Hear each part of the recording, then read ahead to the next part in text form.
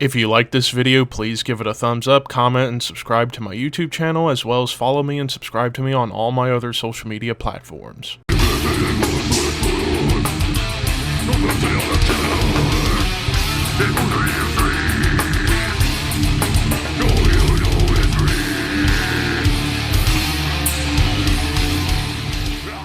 What's up, Thrashers, and welcome back once again to the Thrash Maniac 99 YouTube channel, and I am back with another album review, and I'm switching up the album reviews for this weekend, so they're going to be flip-flopped. I was originally going to do Primordial tonight, but I am instead going to be talking about this one, and I am talking about the latest offering from, well, was Brazilian, now it's Brazilian, Greek, and Bulgarian thrash metal, all-lady thrash metal band, Nervosa, with Jailbreak. This comes out on September 29th, and this is on Napalm Records. Now, this is actually the second album I have checked out from Nervosa. I did check out their album that came out in 2021, Perpetual Chaos, where you could argue that was a bit of a supergroup because you had Diva Satanica on vocals and Mia Wallace on bass. Well, since then, Prika now has a whole new lineup, which, yeah, there tends to be a big turnover rate when it comes to the lineups of Nervosa, and the only constant member, the only original member still there is Prika, and actually Prika now takes over the vocals, and right out of the rip, I will say Prika's vocals are pretty fucking feral on this album. Granted, I really liked Diva Satanica's vocals on the last album. Thought she kind of gave Nervosa a little bit more of a death thrash feel when it came to the vocal delivery, and I love her voice. Prika does her damnedest to just sound as feral as humanly possible. So right out of the rip, right out of the gate with Endless Ambition, her vocals just make an instant impact. But aside from the vocals, like this opening track, big chugging machine gun riffs and aggression just fully unleashed into your ears. Very similar to Exodus. Like, I will say this track had a bit of an Exodus vibe. However, then you get probably the only time it pops up, and that's blast beats. You get like this cool section where there's blast beats and then like a big dive bombing shred that's going on, the dive bombing shred moment, like crazy stuff going on here. Now, speaking of shred, the lead work on this album, I will say, is pretty damn top notch. Like Prika and new guitarist Helena Kotina, I believe they're both doing really good jobs with the leads, although I feel like Prika does the majority of the leads, but whenever you get moments where they harmonize, like in Seed of Death and, let's see, of course, Endless Ambition, Kill or Die, and Nail the Coffin, like those songs, you get some really cool harmonized guitar moments, whether they be just melody lines or lead lines. I feel either Prika's doing both, or her and Helena are doing like cool guitar parts together. I would hope for the latter, because I like hearing when two different guitarists work together in cohesion rather than just have one player do both parts. At least for me. But yeah, the leads, absolutely fantastic. Now, the first few tracks, like the first four songs, kind of goes into a bit of a pattern. Like Endless Ambition and the song Ungrateful, those two songs are very much thrash forward. Whereas Suffocare and Seed of Death almost give me a little bit of a melodic death metal vibe. Like, it's more melody driven, but some death metal moments. Like in Suffocare, you get some like death metal tremolos that kind of pop up out of nowhere. And then Seed of Death, like the chorus has a bit of like that almost groovy mellow death vibe, almost like Hypocrisy a little bit.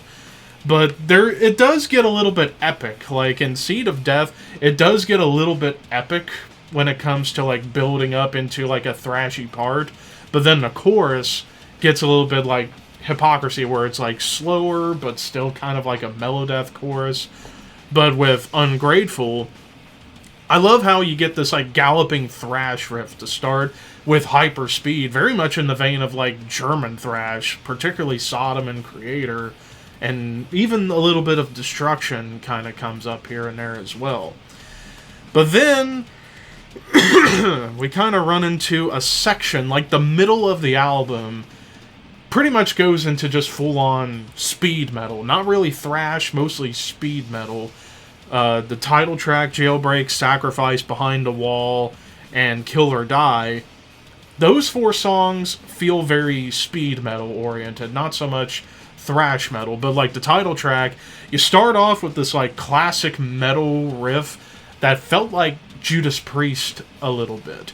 Sacrifice, I actually like, this is one I wanted to talk about because the opening here, the Middle Eastern elements that are kind of coming in at the beginning, was pretty tasteful. Almost made me think of Nile for a second, or Orphan Land, because again, who does Middle Eastern elements and metal better than those 2 bands, at least in my opinion. But then it gets into more of like galloping D beats, very much in the speed metal vein. Now, Behind the Wall, the fucking vocals when they come in, it just feels like, is Prika going to come out of my fucking computer screen and eat my soul alive like Jennifer's body? Which, I wouldn't mind that if Megan Fox was in here with me right now. She can eat whatever she wants out of me. But I digress. But yeah, just the vocals from Prika. I apologize for that. She just comes in, again, feral as a wolf. And then it gets into more of almost like a hybrid of classic metal and speed metal when it comes to the riffs, but much more aggressive. Like Behind the Wall, I feel was the more aggressive of the 4. But then Kill or Die, wow, my voice. Whenever the riffs come in and the D beats come in, this song gave me a lot of Megadeth vibes, like early Megadeth, like Killing Is My Business and Peace Sells, like that era of Megadeth in my opinion. But then we get to 2 tracks where we get guest stars. First we get When the Truth Is a Lie, featuring a ripping guitar lead from Gary Holt. And this song brings us back to proper thrash. And then Superstition Failed, which features vocals from Lena Scissorhands from Infected Rain. And I love the drum intro on this song, but this song does go back a little bit to the speed metal vibe, but we get triplet chugs, almost like death metal triplet chugs. But then you get like almost like a cold, dare I say, black metal tremolo riff and a thrash beat before it gets into the solos. Then we get to the final 3 songs, Gates to the Fall, which starts off with this like sinister, almost doom-laden riff, and then it just goes back to thrash, but then you get this like cool triplet swing that feels like Pantera to some extent. Element of Sin, rather dissonant opening, which was pretty unique. And then it leads into one of the best riffs of the album before it just gets into thrash fury, triplet chugging, and even nasty tremolos and D beats at the end, and then Nail the Coffin. This song kind of gave me Death Angel vibes, but the harmonized melodies at the end made me think Iron Maiden. So, yeah, it was almost like this album was separated into like 3 sections. Like the first section was thrashy and mellow death, then the middle, it gets into more speed metal, and then the final section's almost death thrash because of the triplet chugging going on and the thrashy energy happening at the same time. Now, as far as perhaps parts of the album I didn't like, is perhaps the way the album was put together in terms of the track listing. Like I said, it kind of runs into 3 sections. Like I said, it starts off thrashy and then also mellow death. Middle goes speed metal, and then towards the end it gets a bit death thrash. I feel like if they would have mixed and matched, like put some songs like, say, the title track in between Suffocator and Ungrateful, I think it would have made the album flow a little bit better. And then, perhaps the biggest complaint that I have about this album, I feel this album is a bit bloated with the amount of songs. I'm not saying there's any bad songs, but I feel like 13 tracks might have been a bit too much. Then again, I kind of felt the same way with Perpetual Chaos. Granted, that album was a tad bit shorter, Whereas this song, or not this song, this album, they were trying to do some more things. But I feel like, I don't know, I feel like there could have been some songs cut from this album and saved for like a really badass EP. And I think this album would have been a lot stronger, in my opinion. But for what we got, this was still some really damn good stuff here. I'm going to give this 8.5 out of 10. I think this is definitely Nervosa trying to bounce back after another lineup shift and a really damn good album with Perpetual Chaos 2 years ago. Followed up with perhaps just as good, if not better, album? I don't know, it's kind of a toss-up between the two, at least for me. But here, they're trying some different things, like incorporating some death metal chugging, maybe some speed metal, maybe a bit of melodeath, like, into this thrash vibe. But of course, this is all just my opinion. What did you guys think? Let me know in the comments below, and until next time, keep your horns high and your dreams wet.